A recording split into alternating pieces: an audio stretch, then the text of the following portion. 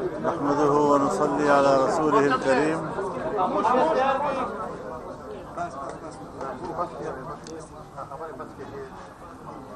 ټولو صحافیانو ورونو او ټولو جماعتي ملګرو شکریا ادا کوم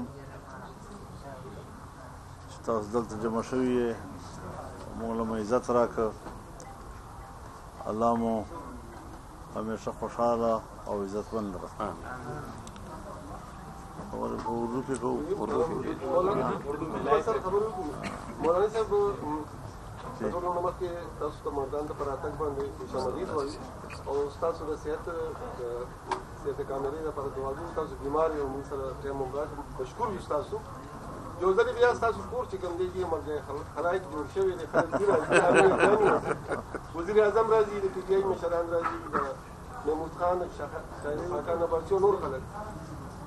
دا مسله دوران کې چې کوم دی منقطع شوې او دوباره اوس دا سلسله جاري شوه، دا پوزیشن اتحاد حوالې سره خبرې کېږي. نو آیا واقعي څه دا پوزیشن اتحاد مخکې گورو جی په سیاست کې دیکھیے، سیاست میں ملاقاتیں، ملنا جلنا کہ ایک خاص ناگزیر قسم کی معروضی ضرورت کے تحت ہوا کرتا ہے. تو پہلے بھی اگر ملاقاتیں رہی ہیں، آنا جانا رہا ہے، تو 26ویں آئینی ترمیم کے حوالے سے رہا ہے. اور اللہ تعالیٰ نے ہمیں اس مرحلے میں کامیابی عطا کی. ہر چند کے جمعیت علماء اسلام نے وہ جنگ اکیلے لڑی، لیکن پھر بھی اپوزیشن کی جماعتیں ہوں یا حکومت کی جماعتیں ہوں، ہم نے خالصتاً ایک سیاسی اور جمہوری اور پارلیمانی طریقہ کار کے ساتھ اس مرحلے کو عبور کیا اور کامیابی کے ساتھ عبور کیا. اس دوران میں اگر دینی مدارس کے رجسٹریشن کا قانون آیا تو وہ بھی الحمدللہ مذاکرات کے ذریعے سے ہی پاس ہوا. لیکن اس میں اب ایک کمی رہ گئی ہے کہ اگرچہ وہ وفاق کی سطح پر تو قانون بن گیا ہے، لیکن اس کا صوبوں میں بھی منظور ہونا ضروری ہے. صوبائی اسمبلیاں بھی اس کو منظور کریں گی. اس کے لیے تاخیری حربے استعمال ہو رہے ہیں. ان کو چاہیے تھا کہ فوری طور پر صوبوں میں اس کے اسی ایکٹ کو صوبوں میں بھی منظور کیا جاتا اور ایکٹ بنایا جاتا، لیکن اب تک اس پہ تاخیر کی جا رہی ہے جو غلط طور پر کی جا رہی ہے. ہم یہ سوچتے ہیں کہ ہر مسئلہ تلخی کے ساتھ حل نہ ہو، بلکہ خوش اسلوبی کے ساتھ حل ہو، گفتگو اور مذاکرات کے ذریعے سے حل ہو، اور کسی ناخوشگوار ماحول کی طرف مسئلے کو نہ لے جایا جائے. اس طریقے سے آج چونکہ 8 فروری ہے اور اس لحاظ سے یقیناً یہ ایک سیاہ ترین دن ہے کہ جس دن پچھلے سال ایک بدترین قسم کی دھاندلی کی گئی، اور یہ دھاندلی پورے ملک میں ہوئی ہے، 4 صوبوں میں ہوئی ہے. اور یہاں اس صوبے میں بھی دھاندلی کی بنیاد پر حکومت قائم ہوئی ہے، دھاندلی کی بنیاد پر اکثریت بنائی گئی ہے. وفاق میں بھی یہی صورتحال بنی ہے. تو جمعیت علماء اسلام کی پوزیشن تمام پارٹیوں سے ذرا مختلف ہے. ہم قومی اسمبلی میں بھی اپوزیشن میں بیٹھے ہوئے ہیں، ہم صوبوں کے اندر بھی اپوزیشن میں بیٹھے ہوئے ہیں، اور اپنا موقف اپنی پارٹی کے پلیٹ فارم سے دے رہے ہیں.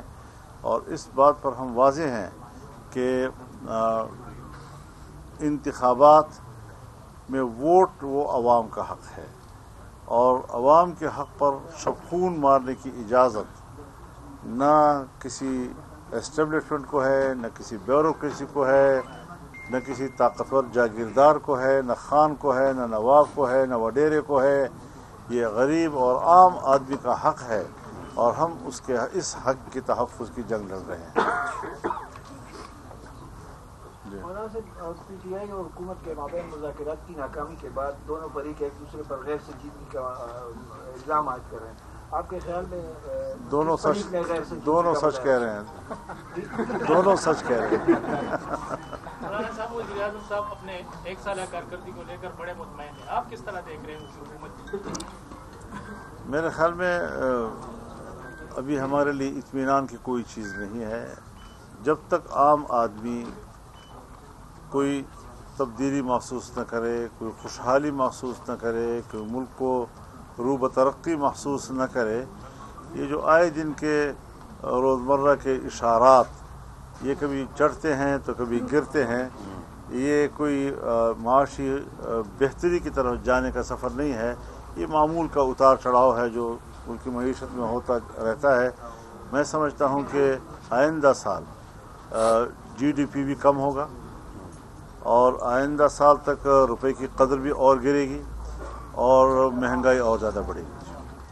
مولانا صاحب، جو پاکستان تحریک انصاف ہے وہ آپ کے ساتھ وفاق میں تحریک چلانے پر متفق ہے، آپ یہ بھی فرما رہے ہیں، کہہ رہے ہیں کہ صوبے میں بھی دان دی ہوئی، تو کیا پاکستان تحریک انصاف صوبے کے اندر آپ کی اس موقف کی تائید کرتی ہے؟ تو جھگڑا تو یہی ہے، بتائیں اگر وہ اس بات پر آ جائیں جیسے کہ ایک وقت میں آئے تھے تو میرے خیال میں پھر تو کافی بات آگے بڑھ سکتی ہے انشاءاللہ۔ حضرت عدلیہ میں بڑی خطوط بازی اور لیٹر بازی کا سلسلہ جاری، محبت نامے ایک دوسرے کو لکھے جا رہے ہیں عدلیہ میں، اور 26ویں ترمیم کو تنقید کا نشانہ بنایا جا رہا ہے۔ بعض جج حضرات جو ہے وہ ہائی کورٹ کی بھی ہیں اسلام آباد کے اور سپریم کورٹ کی بھی ہیں۔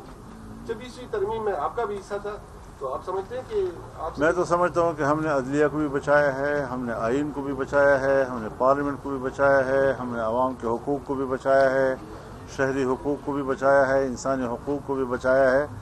اب پاکستان ہے، اس میں عدالتیں ہیں، اس میں کیسز آتے ہیں جاتے ہیں، دیکھتے ہیں وہ کیا کرتے ہیں، لیکن بہرحال ایک بڑے جمہوری انداز کے ساتھ ہم آگے بڑھے ہیں۔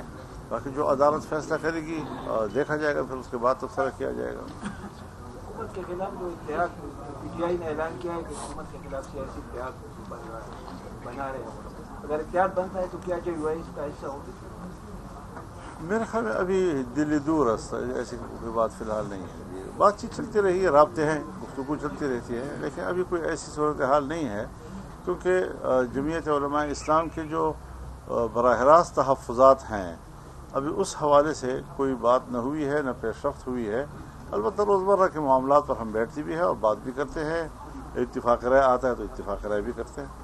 افغان تعلقات آج کل بڑی کشیدہ ہیں اور بڑی باتیں ہو رہی ہیں، اس حوالے سے ہماری طرف سے بھی معاملات بڑے خراب ہیں، ادھر سے بھی الزام یہ ہے کہ ہماری حکومت لگا رہی ہے کہ وہاں سے بھی مداخلت ہو رہی ہے۔ آپ کیا سمجھتے ہیں کہ یہ مسئلہ کب اور کیسے حل ہوگا؟ اور اب تو ٹرمپ نے بھی تنقید دی ہے کہ وہ ہمارے اختیار واپس کیے۔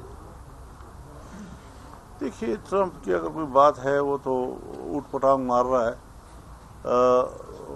کہتے ہیں غزہ پر بھی ہم قبضہ کریں گے اور غزہ کو مصر میں آباد کیا جائے، اردو میں آباد کیا جائے، فلاں جگہ آباد کیا جائے۔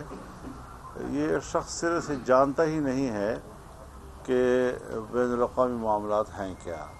جو بھی ملک کو چلائے گا امریکہ کو، تو وہ سی آئی اے ہی چلائے گا، ان کے ادارے ہی چلائیں گے، اور امریکہ کو یہ پورا ادراک ہے کہ افغانستان میں جو حکومت ہے وہ اگرچہ دوحہ مذاکرات کے ایک لمبے چوڑے عرصے کے بعد تبدیلی کا سبب بنا ہے، لیکن مذاکرات دنیا میں ہوتے رہتے ہیں، معاملات چلتے رہتے ہیں، لیکن یہ بات واضح ہے کہ طاقت ناکام ہوئی ہے اور ان کو مجبوراً پھر طاقت کی ناکامی کے بعد مذاکرات کی طرف جانا پڑا ہے۔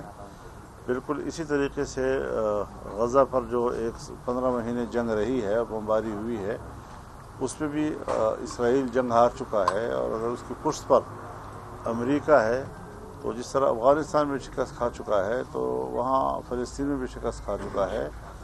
اگر اس کے پشت پر ناٹو ہے تو جس طرح افغانستان میں وہ شکست کھا چکے ہیں، فلسطین میں بھی وہ شکست کھا چکے ہیں، اور رفتہ رفتہ عالمی قوتوں کا جو جنگی جنون ہے وہ زمین بوس ہو رہا ہے، اور ان کی طاقت کا نشہ بھی اتر رہا ہے، اور ہم بھی یہ سمجھتے ہیں کہ معاملات جو ہیں وہ مذاکرات کے ذریعے حل کیے جائیں۔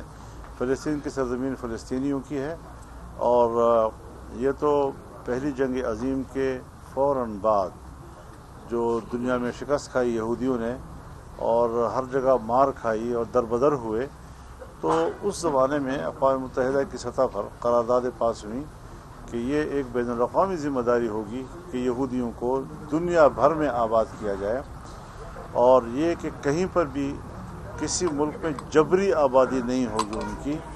تو پھر اس کے باوجود جب یہ بین الاقوامی ذمہ داری تھی تو صرف فلسطین کو نشانہ کیوں بنایا گیا، وہاں کیوں آباد کیا گیا، پھر وہاں پر جبری طور پر کیوں آباد کیا گیا، خود یہودیوں کو بھی جبری طور پر لایا گیا، فلسطینیوں کی زمینوں پر بھی جبری قبضہ کیا گیا اور وہاں بستیاں بنائی گئیں۔ تو پھر یہ بھی ساتھ کہا گیا کہ فلسطین میں آباد نہ کیا جائے کیونکہ یہ اوور پاپولیٹڈ ہے اور یہ ضرورت سے زیادہ یہاں کی آبادی ہے، تو اس آبادی میں، اور پھر یہ کہ فلسطین معاشی لحاظ سے کمزور ہے، تو جہاں آبادی بھی زیادہ ہو اور جہاں پر معاشی لحاظ سے بھی کمزوری ہو، تو اس وقت تو اقوام متحدہ کی قرارداد یہ تھی، اور وہ ایک اس وقت ایک کٹ پتلی سی بنی ہوئی ہے، ان کو اپنی قراردادوں کی لاج رکھنے کی بھی اس کی صلاحیت نہیں ہے۔ تو یہ جو کچھ دنیا میں ہوا ہے یہ یک طرفہ ہو رہا ہے، جبر کی بنیاد پر ہو رہا ہے، ظلم کی بنیاد پر ہو رہا ہے، اور اس ظلم کی قیادت امریکہ کر رہا ہے۔ حضرت آپ نے بات کی کہ آج کا دن بڑا تاریخ دن ہے اور بدترین دن ہے، تو دوسرے لوگوں ان کا کہنا یہ ہے کہ اس ملک کے اندر کبھی بھی الیکشن شفاف نہیں ہوئی، تو کیا آپ بھی سمجھتے ہیں کہ اس ملک کے اندر جو عام انتخابات مختلف ادوار میں ہوئے وہ شفاف نہیں تھے؟ اگر وہ شفاف نہیں تھے تو پھر آج کی بات ہم کیوں کر رہے ہیں، پچھلے انتخابات کی بات کیوں نہیں کی جاتی؟ حضرت کبھی تو روکنا پڑے گا، ہماری کتابوں میں لکھا ہے تسلسل باطل ہے، تو ایک تسلسل کو کہیں تو توڑنا پڑے گا، اور عوام میں یہ شعور بیدار کرنا ہوگا، اور قطعی طور پر یہ بات طے کرنا ہوگا کہ اب مزید یہ سلسلہ نہیں چلے گا۔ ہماری کوئی اسٹیبلشمنٹ کے ساتھ ٹکراؤ اور تصادم نہیں ہے، لیکن میرے حق پہ تو قبضہ نہ کرے، غریب آدمی کے حق پہ تو قبضہ نہ کرے، جو اس کا کام ہے وہ کرے، جو میرا کام ہے وہ میں کروں، جو عوام کا کام ہے وہ کرے، جو سیاسی پارٹیوں کا کام ہے وہ ہم کریں، اور ہر ایک اپنے آئینی دائرۂ کار کے اندر رہتے ہوئے کام کرے، تو کوئی جھگڑا نہیں ہے۔ مولانا صاحب یہ بتائیں کہ اپوزیشن اور حکومت کو آپ کے طواف لگا رہے ہیں، تو کیا اسٹیبلشمنٹ نے بھی کبھی کوشش کی ہے ہفتے میں؟ اسٹیبلشمنٹ کی کوشش نظر نہیں آتی، وہ غائبانہ ہوتی ہیں۔ آپ کی جانب سے عمران خان کی رہائی کی بات مطالبہ سامنے آیا تھا، عمران خان کی رہائی کا، کیونکہ آپ بھی سمجھتے ہیں کہ عمران خان بے گناہ ہے؟ مجھے گناہ ہے اور بے گناہی کا پتہ نہیں ہے، اس کا فیصلہ تو یا عدالت نے کرنا ہے یا جس طرح ان کا ایک دنیا میں نظام ہوتا ہے۔ میرے جو ان کے خلاف تحفظات تھے وہ ایسے نہیں ہے کہ اس کی بنیاد پر ان کو فوراً گرفتار کر لیا جائے، اور پھر یہ جو مقدمات ہیں، مقدمات کا اپنی بحث ہے، اپنا موضوع ہے، یہ الگ مستقل۔ میں کسی سیاستدان کو جیل میں قید کر کے ان کو مقابلہ نہیں کرنا چاہتا، اور اگر کوئی اختلاف ہے بھی تو ہم میدان میں کریں، آپس میں گفتگو کے ذریعے کریں، باہر کریں، لیکن سیاست میں شدت نہیں ہونی چاہیے۔ اس میں اعتراف کرتا ہوں کہ پی ٹی آئی اور جے یو آئی کا اختلاف میں ہم کچھ زیادہ شدت کی طرف چلے گئے تھے، زیادہ تلخیوں کی طرف چلے گئے تھے، اور ہم اب اس تعلق کو واپس ایک اعتدال پر لانے کے لیے کہ اختلاف رہے لیکن رویوں میں اعتدال رہے، اس طرف لانے میں کافی کامیاب ہوئے ہیں، اور میں یہ سفر جاری رکھنا چاہتا ہوں۔ بڑی مہربانی۔ بہت شکریہ۔